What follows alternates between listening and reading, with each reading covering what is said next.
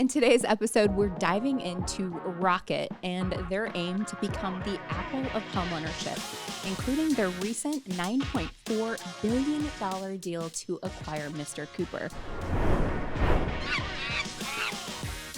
Mr. Cooper. Let's dig in.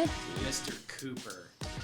We were talking about this yesterday when this first hit, and I was actually like, Mr. Cooper, what kind of name is that for such... Oh, yeah. Such Your mic. You're so far away. Strong powerhouse. I know. This is my first podcast. Today's guest, Elliot. Talking to the mic. Elliot. Dad, he sounds real quiet. All right, let me start over. So when we were talking about this yesterday, Mr. Cooper, which this is breaking years news. ago, We didn't talk about this yesterday. It's today, right? All right, No, breaking it news. was breaking news. I'm guessing yesterday. within hours. K relevancy. Breaking news. Nation Star was, acquired by Mr. Cooper, and then I know you guys were talking about this, and I just think it's so funny because, a servicer is one of those things that people, unless you have them or who you pay, you're like, wait, what? Who's that company? But Nation Star was obviously massive. I always thought it was funny, long and the short, the name Mr. Cooper. Did they make it so it's who you give your money to? Who you paying? Oh, I'm just paying Mr. Cooper. Got to pay the man. It does feel like the man.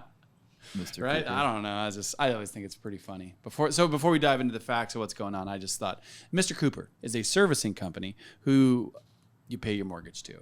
And they are the largest servicer in the U.S.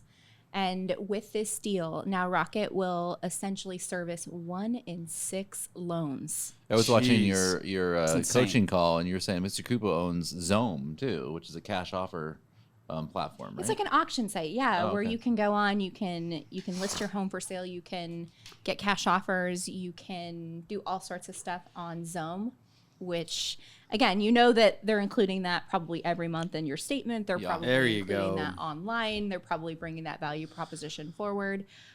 This is a big deal. Now, similar to the Redfin deal, it's an all stock deal.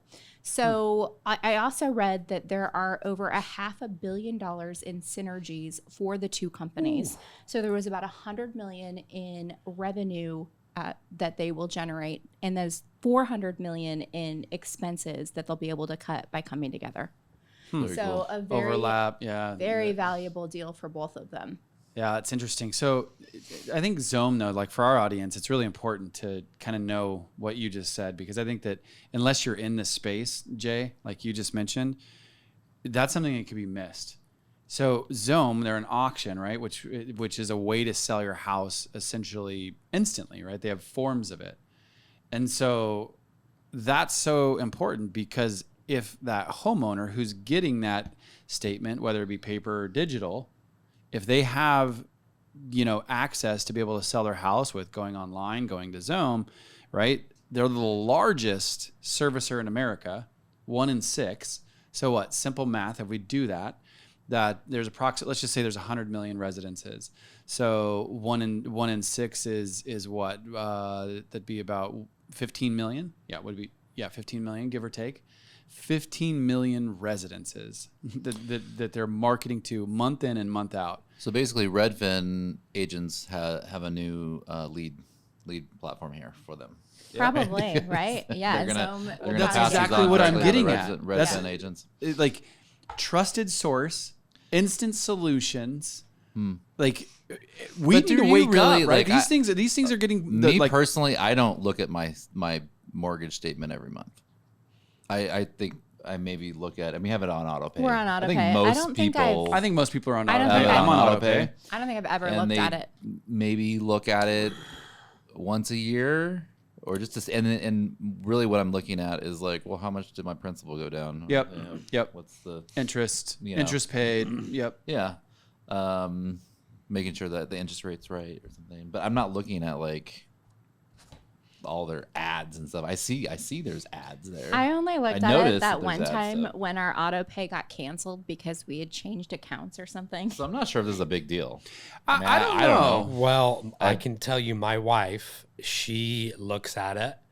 She lets me know whenever there's a unique value proposition Really? or if there's Yep. of refinancing deals. Yep. Is And that I think because that- you're in the business though? No, that's how she is, Okay, and I exactly. think It's a a lot percentages of game. so I would think there's a lot of people like that. She looks at all Gotcha. the details. Who's your servicer?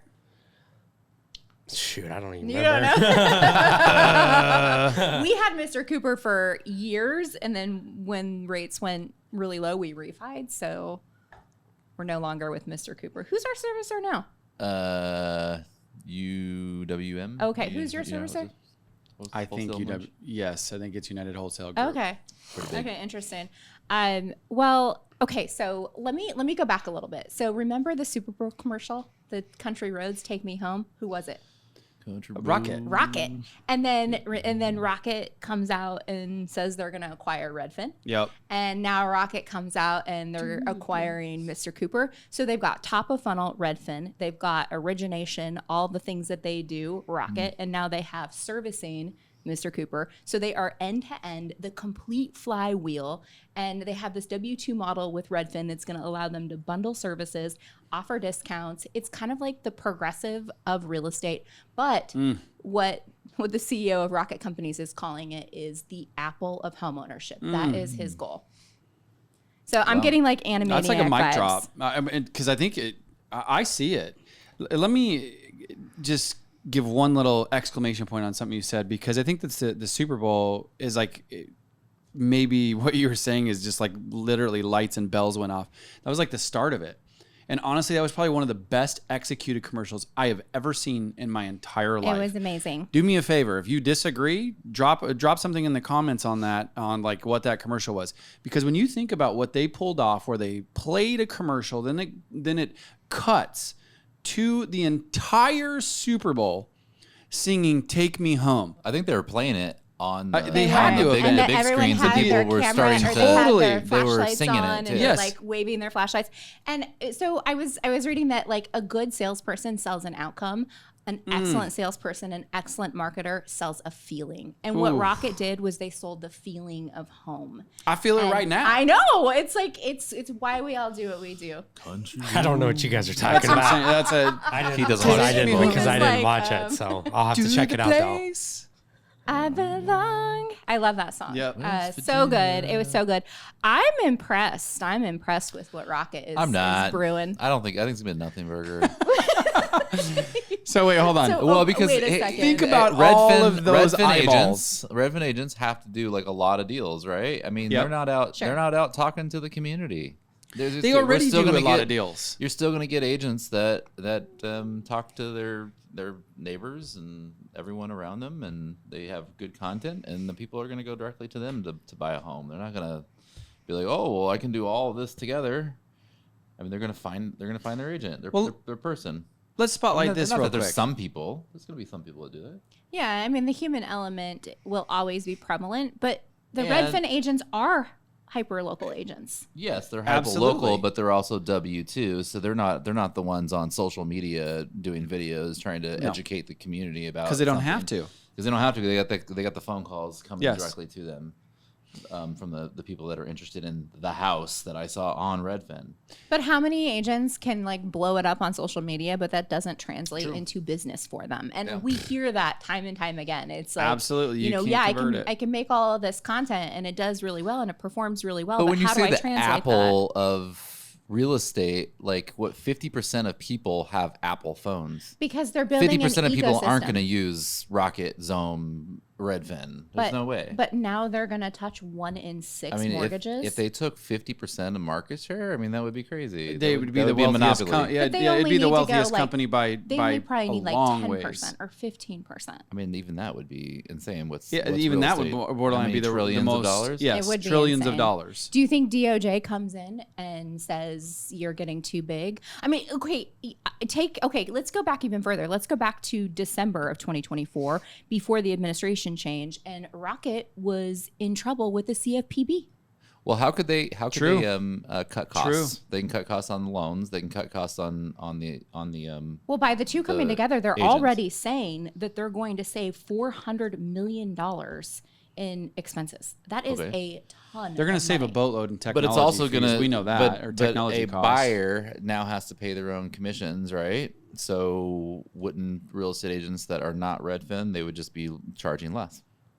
So Yeah. we're just going to see commission Potentially, compression. well, they can do People doing it for less. Like, oh yeah, Redfin will do it for this, and you get a spiff on your loan. Well, Or I can will- match it. Redfin will do it for free if you get a loan through or them. incentivification, right? Like I mean, Redfin I doubt that. does Why not?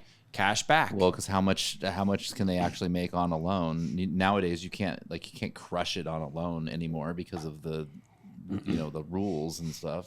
They're not.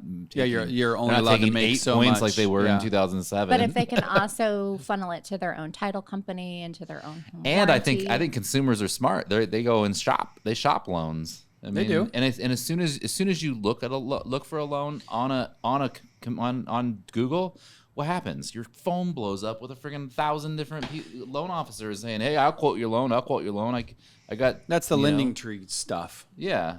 So. So you think it's a nothing burger? I don't. I mean, I don't think it's a nothing burger. Obviously, it's powerful, but I don't think that they're going to take over real estate because of it. I think it could take some time, but we all know that a strong form of today's currency is audience. And if they figure out a way to monetize off of that audience, then they can capitalize.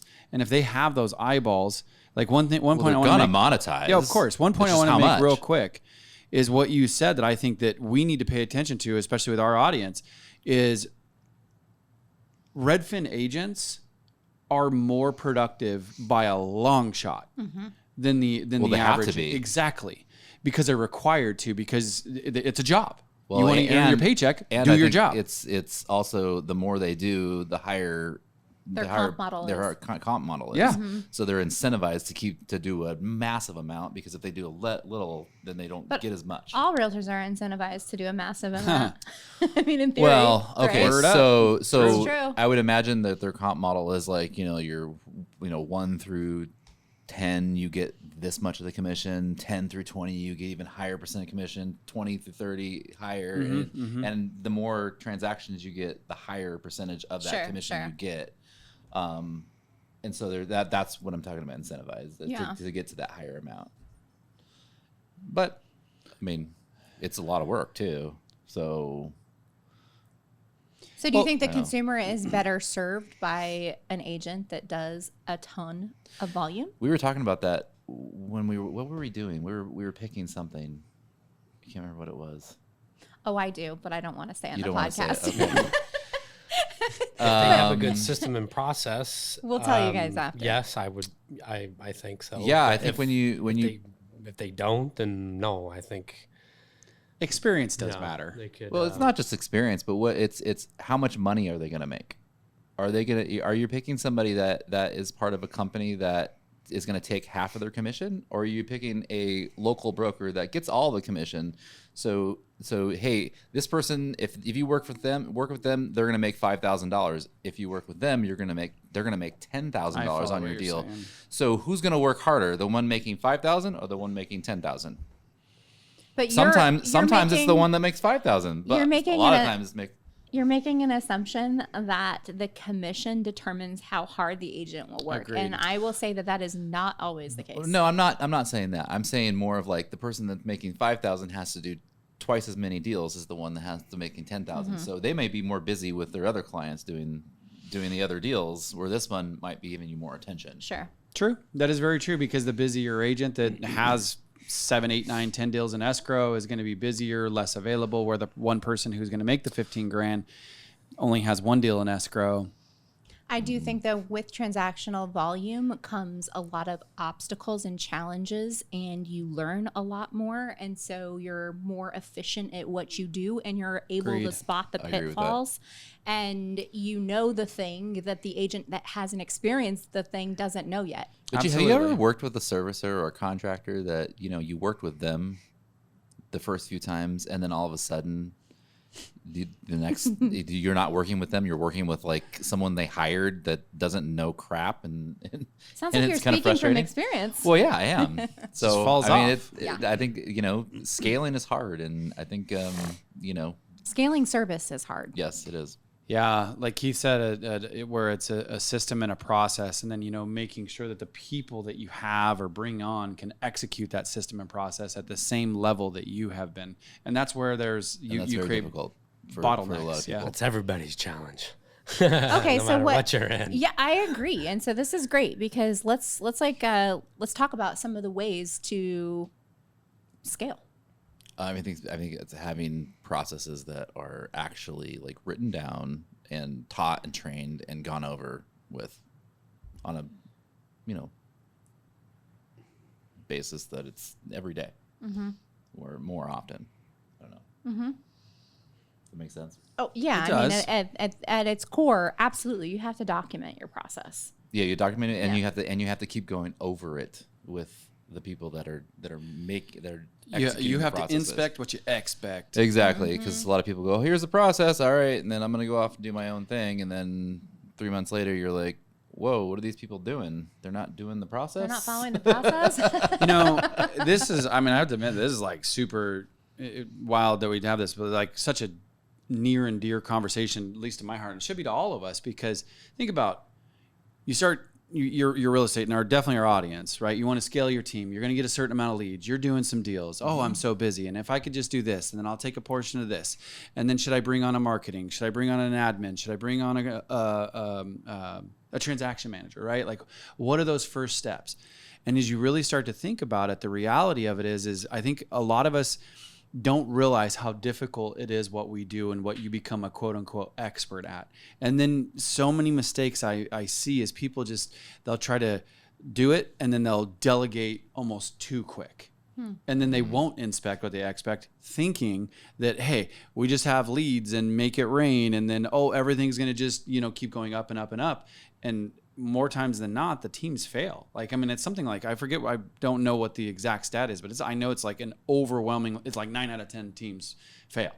They don't stand the test of time. And 9 out of 10 real estate agents fail. So anyways, like I said, a super, super relevant conversation, I think, for even whether it's a company growth, publicly traded company growth, or all the way down to you're a solopreneur trying to become an entrepreneur. All the challenges. Keith, what do you have to add to all that? I think you guys hit the nail on the head. I mean, There's not much I would else. just be repeating myself. Yeah. Agreed. But it is a challenge. So we do a weekly hustle huddle here at Zoodealio where the team members, the US based team members or the Gilbert, Arizona based team members come together, and different team member leads it every week. And today Tyler led it, and he played an Alex Hormozy video, and it was really good. And it was about fear. I think Alex Hormozy was on the Tom Bilyeu podcast. And anyway, he was talking about fear. And so then we went around and we roundtabled fears that we all have. And I think that scaling is a fear that a lot of realtors have, because I do it the best. I'm the best at this. I'm the best at this. I'm the best at this. Yep. And they think that there's nobody else out there that can do the thing as well as they do it. And so I think that gets in the way of them taking that leap and scaling their business. And then let's 100%. Be real. It's difficult in today's market where transaction count is really low. It's probably difficult to go out on that limb and try and really grow your real estate business when there's so much uncertainty. And scaling costs money. It can be expensive, and most people I'm sure have that fear of, am I going to get a return on my investment, or I just spent X, and if I would have just done it myself, I wouldn't have had to spend this money, right? Those are those internal dialogues that. Well, and even being, but it also costs yourself. the biggest resources that you have, and it's your time with that person and pouring into them and making sure that they are following the process and training them to do it exactly the way that you would do it, right? And that's tough when you're trying to train people like that. It is tough. I mean, I can think of things that you do that you don't think anyone else can do. I know, it's so I know. It's probably my big ego. Well, we all got to have a little ego. Ego's healthy. But before the whole hustle huddle, you got to put it in here, Chris. We pranked Tyler.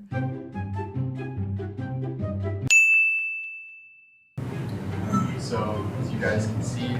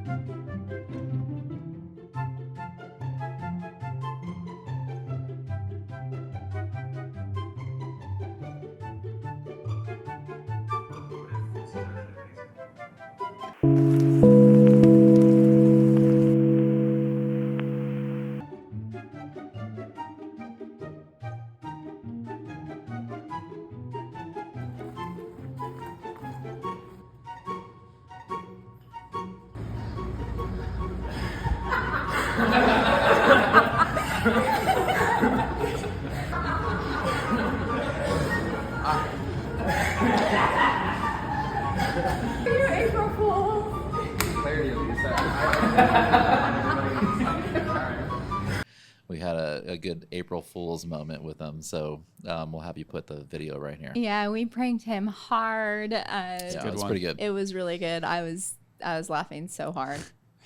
Thanks for being a good sport, Tyler. Yes, it's good. So, but like that whole piece, like even we're talking about scale. So sometimes, you know, all of these things are relevant. You're moving 1,000,000 miles an hour, and you're ping ponging back between being the CEO of your business to being the janitor, right? That type of mindset, because, you know, when there's a job that needs to be done, if you don't have somebody to do it, guess who's doing it? Yeah, you're still taking out the trash. Right. You're doing a $5 or 10 hour, you're doing a $0 an hour job to a $1,000 an hour job.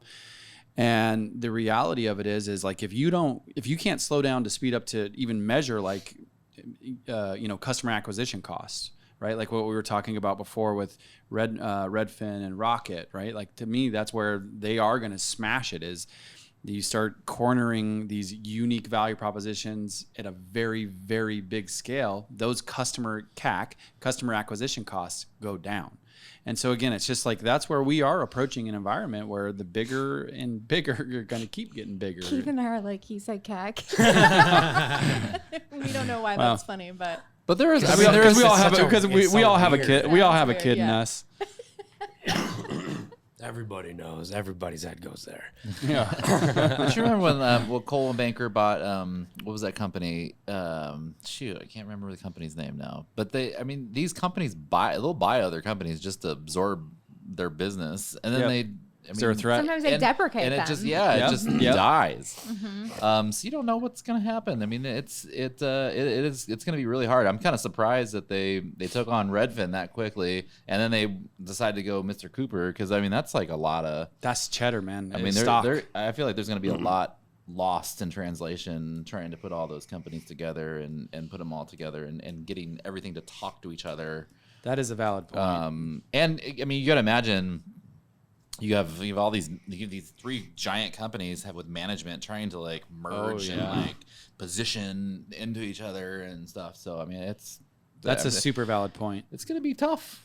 Oh, I wish I was a fly on the wall. I know, it would be cool. I'm not gonna lie, it'd actually be kind of cool to like be a part of that and see that, and like from like an internal view. That'd be fun, for sure. So what do we have next? Anything else? I thought I saw you at a Reddit. Are we doing? Are we doing like a live react to a Reddit story? Oh, okay. Sorry. My bad. So, blind react. Why does my realtor seem annoyed that I attend an open house? I'm really curious why my realtor's annoyed. We are looking to purchase new construction, and we've attended a handful of open houses to check out properties that are built or are complete. We make it clear we have a realtor and share the info. In one case, they called it out that he heard we were going to an open house the prior weekend. In another case, we were talking to the realtor at the open house about the finishes, house is still under construction, and asked about the granite and some other basic questions. She said she would be happy to send the spec sheet to our realtor to pass on. I didn't think that would be an issue. However, the spec sheet came through with a very terse message. I can't for the life of me understand why there would be annoyance that I am not bothering them to show us these houses we can easily see on our own. If I were in those shoes, I would be happy to have a proactive buyer that didn't rely on me for everything. Because your realtor's insecure. 100%. I'm with Jay. 100%. But I mean, or they have PTSD, because I mean, they've obviously been in a position where they lost out on a client. They thought they had a client, and then their client went to an open house, met a new agent, was like, oh, they fell in love with a new agent, and they got fired. You know, so. Okay, so but here's the reality, though. Technically, unless you're in Alabama, you shouldn't show a listing or show a house to a buyer Unless you sign an agreement. Now, I guess if these are new construction, then the new construction agent probably isn't a realtor. So then that's a great. I was just a gray assuming they were in area. Alabama. Yeah. Okay. Alabama. Sweet home. Sweet. Okay. So you think that they're insecure? I think they're insecure. What is a terse message? A terse message. That's an interesting word. Yeah, it is an interesting word. So Terse. kind of what, like snippy? A little snippy. what does a little terse Well, mean? and not Terse. only that though, too, a handful of open houses. He's getting at his I mean, I Google. think I'm that getting that's it out kind of too. it's Terse. It's I mean, always I've heard the interesting word, to but- see the way consumers talk about like new builds and an open house, right? Or they went to go look at model homes, as I take it, and that is a different environment. And honestly, don't sign in. You can walk into the model home and tour the properties and don't sign in, because that is one of the issues, right? Is a lot of new builds, they will say your agent's not going to get paid if they're not with you on the first showing. And so the realtor is scared that the buyer is going to find a house without them, and they're going to get cut out of the deal. Okay. Yeah. Yeah. Yeah. Yeah. So that's why Jason was saying they're insecure. Yes. Or is it that they want to be a part of the process because that's one of the ways that they deliver value? And then by accompanying you on those showings, they're able to get an idea of what you're actually looking for. And then that helps them do their job better. But the problem is some buyers just want to go to an open house without their Yes. agent. They just want to cruise around and check out neighborhoods and like They're not killing have their time. agent like going, "What's going on? What are you doing? Like, I want to come with you. Like, I have to come with you to go into this open house. I just drove by it. I just want to go in there and check it out." Yeah, I right? just want to go on the fly. And I get that. I mean, I'm the same way. I'm just not gonna I'm gonna the same call way my agent. too. I'm in front of this open house. You're Let me wait 30 20 minutes minutes for away. you, I'm gonna yes. wait for you and for you to come in here so I can see this Yep. house. Like, I may not even like it, and then I just wasted an hour of someone's time. And Totally. so you kind of feel like you don't want to, inconvenience someone. So, but I think that's where you guys can set the stage as agents, right? At the end of the day, we can say, hey, you might be out driving around, go inside, and if you fall into a house that is you got to have this house and there's only 2 specs that are available, one of the things that we're going to do is we are going to offer to be there for you when you find that dream home. So in the event that this happens, we will drop what we're doing. We'll run over and make sure that we wrap this up and we can get this house under contract for you and your family. I think it's setting the stage. Again, what you were talking about before, experience, being there, having been through it, you know how to get through it. And I think that's where, again, you set the stage correctly. These are the frameworks, foundations of a system and a process of guiding your client from point A to point Z and making sure you get them to where they want to be. I just think that selling real estate, like other realtors, are vultures. Yeah. And I There's think definitely a thing. Yeah, and so and how many unethical scenarios have we seen or heard of throughout our Countless. career? So many, and I think that probably that causes some anxiety and fear in agents when their buyers are out there without them. Yeah, they get the agent that says, "Oh, well, I guess they can't do this anymore." But like, "Oh, I'll give you 1% back on my commission Oh, yeah. if you use me." I mean, that's happened to happen. I to mean, me you can before. still do that, negotiate Yeah. it and credit it back. And then all of a sudden, you got "Hey, I went to an open house and I like this house, but this guy said he would give me 1% back. Will you give me 1% back?" Yeah. Or they just get caught up in the moment and be like, "Oh, sorry, this is what the choice I ended up making." I've had it happen to me. And I felt like I set the expectations. But that's what I was going to say. Overall, it's setting the expectations, and things happen. You can't control everything. You just have to be confident in what you're doing and your relationship with that particular person. And most of the time, it's all going to work out. But yeah, there could be scenarios where, you get sidesteps, so to speak, and that is the nature of the beast. And it's one of those buyers that just like, and they have no idea what they did. They're like, "Well, yeah, we found our dream house. We bought it." Yeah. And I worked Aren't with you this, happy for me? and I worked with this agent too. Yeah, it was Not great. you. You guys should come over and check it out. We'll invite you to the housewarming. Yeah. It's like, You can what? sponsor it. Your taco truck. Hey, we'll refer you to all our friends. Thanks so much for tuning in. If you gained any value out of today's episode, be sure to give us a like, comment, and be sure to hit that notification bell so you're updated of our new episodes.